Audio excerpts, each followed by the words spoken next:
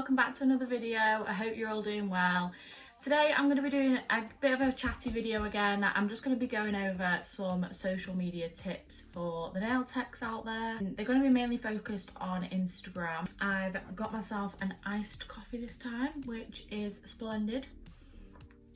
I've had to master making an iced latte at home, since we shouldn't really be going to Starbucks 24/7 like I used to, so I've mastered it. It's lovely. Anyways, so we're gonna get straight into it, and the first thing that I'm gonna be covering is mainly about your posts on Instagram. Obviously who's not been on Instagram like forever, but I used to be on my personal one, and then since I started doing nails, I pretty much just use my nail one now. I don't really use my personal, but I just wanted to sort of go over a few things that I make sure I do when I post. But yeah, so I basically have like loads of different steps that I go through when I'm making a post, that I'll make sure I've ticked off and done for each and every post, just so they're all sort of in sync and I'm covering the same things. The first thing that I would make sure you do is put your location in your pictures. Being a nail tech, obviously the reason that you want your post to get out and to reach more people is because of your possible clientele. Now, the location is so important because we can't ship worldwide like other companies can. We have to maintain our focus to essentially the people that can get to us. So what I do is I always make sure that I put my location to my hometown, but then when I put the post onto my story, I'll then put the city location, just so that I'm covering both bases. So that will always make sure that you reach in different sorts of people on your posts as well as your stories. Like I say, it's completely different for other people that maybe sell products, but for us and people that supply sort of like a face-to-face service, I think it's very important to keep it local, just so that possible clientele can find you easier. Another thing I do when I post my pictures is to make sure that I tag the brands whose products I've used. You can go into so much detail, down to the tips that you're using, the glue that you're using, even the website that you've ordered it from. If I've ordered stuff through Salons Direct, I tag them in the picture. If I'm using Glitterbell's tips, I'll tag them in the picture. And in the description also, I will go into detail of what products that I've used. So the gel that I've used, acrylic that I've used, the tips that I've used, everything. I'll go into detail, tag the brands that I have used. So I have loads of different brands that I use during every set that I do, and I'll make sure that I tag them in that post, because then if people go on to, say for example, Glitterbell's page, they can go on to their tagged photos and then see my picture in there.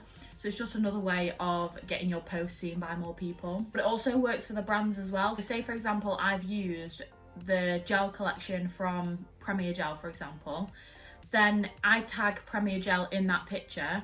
Premier Gel could see that picture and then repost it onto their page, if that makes sense.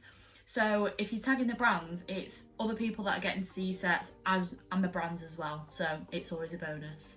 One thing that I never really knew whether it worked or not was hashtags. I've always had a love-hate relationship with them. If you have a business profile on Instagram, you'll be able to click on the view insights on your post. You'll be able to see how many people have seen your picture through your hashtags, or just through visiting your profile or searching.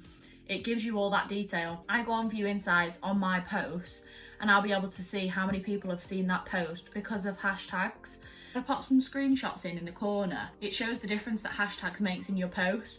I always make sure that I use sort of like the standard hashtags, like hashtag nails of Instagram or nail inspo, but then I'll have ones that go into detail as well. So if I've used like a certain design, like say for example cow print, I'll hashtag cow print nails. Or there was one post that I used Sean Legend as inspiration, so I hashtag Sean Legend, and just things like that. So always make sure that you're using sort of broad ones and ones that have got a lot of posts, but also some more specific ones as well. Just going back to tagging brands, another thing that you need to think about is your target audience.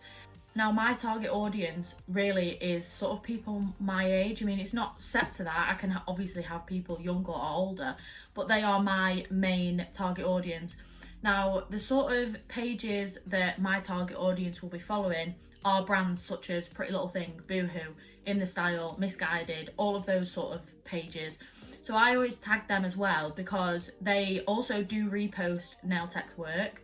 I've seen that be done in the past. Again, if people are going onto their page, clicking on their tagged photos, they might not necessarily be looking for a picture of a nice set of nails, but if they see it, they click on it, they like your page, you might get a follow. You just never know, so just bear that in mind as well. That's another thing that I always do. I use inspiration a lot. Like I'll see a set of nails and I'll be like, I really like them, I want to recreate them. So what I'll always do is if I have seen a picture of a set of nails that I really like, I'll always look for the person who created them. So say for example, my recent set that I posted on Instagram, that set was inspired by a nail artist that I follow on Instagram called Acrylics by Alicia. So I will always tag her in the picture. If I used one of her sets for inspiration, I'll always make sure that I tag her. Most of the time, they'll like it or they'll comment or they might even repost it on their story. You'd be being seen by a lot more followers than your page might have at the moment because you just started out, for example. That's always a big thing to remember. Tag them in your caption and tag them in the photo and they will see it and they might repost you. Now, once I post a picture to my Instagram feed, I will always share that picture to my story as well. Now, this is another way that you can tag your location, you can use hashtags, you can tag brands again. This is just another way to grab people's attention and for people to see your work. So always make sure that you are using all of those that I've just mentioned in your stories as well. An app that I use a lot for making my stories a little bit more interesting is an app called Canva. You might have already heard of it, but basically there's loads of free templates on there. They have templates for Instagram posts, Instagram stories.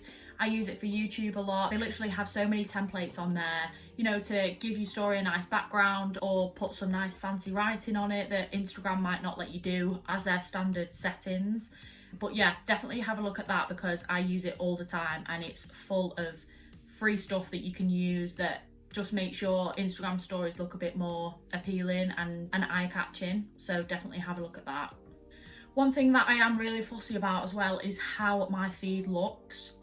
If you follow me on Instagram, you'll probably see that I'm a little bit OCD with how it looks. I'll pop a picture in the screen so you can see how mine looks. But basically what I do is every time I post a picture, I will post a picture of my logo afterwards, just so that it makes a bit of a pattern on my feed. But that's just one thing that I am OCD about. And I just think if it looks nice, then if I clicked on a page like that, I would more likely follow it than if I clicked on a page and it was not neat and sort of nice looking. There's ways that you can do it without posting your logo, for example. That's just one way that I chose to do it, but basically just to make your feed look a little bit nicer and more attractive. I think then people are more likely to follow you. So for example, when you're taking pictures of your client sets, make sure the pose is the same just so that it looks a bit neater when you post them all to your Instagram. That's just one thing that I like doing just to make my feed look a bit nicer. Another thing that I've recently started using with Instagram is Reels. I've never really used them in the past. I know they're only a new thing, but it's only been in the recent few weeks that I've actually started using them.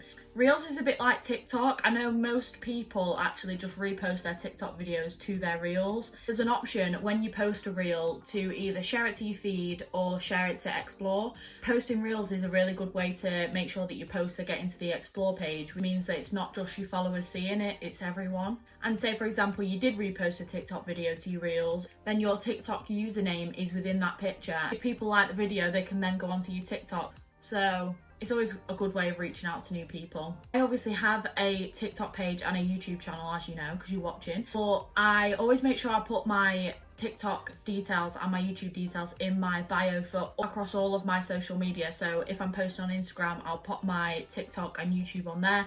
If I'm posting on TikTok, I'll pop my Instagram and YouTube and so on. Just because you're reaching different people that can then go over and follow you on Instagram or watch you on YouTube. So always just make sure that you're letting people know that you have other platforms that you post different content on. Like I post different things on Instagram than I do on TikTok, and I post different things on YouTube. You never know who's watching, so somebody that's on your TikTok might be looking for the type of content that's on your YouTube channel, for example. So if you cover all bases, then you are more likely to reach more people. And on that note, I'm nearly at the end of my coffee, so that means that I've rambled far too much, but I hope you enjoyed the video. I hope you found these few tips helpful and they help you reach a few more people. Let me know if there's anything else that you want to see from me in particular. If you don't follow me on Instagram and TikTok already, then make sure you head over and follow me on both of those. It's at the Nail Room by G on both of them. Please like and subscribe, and I will see you guys in the next video. Bye.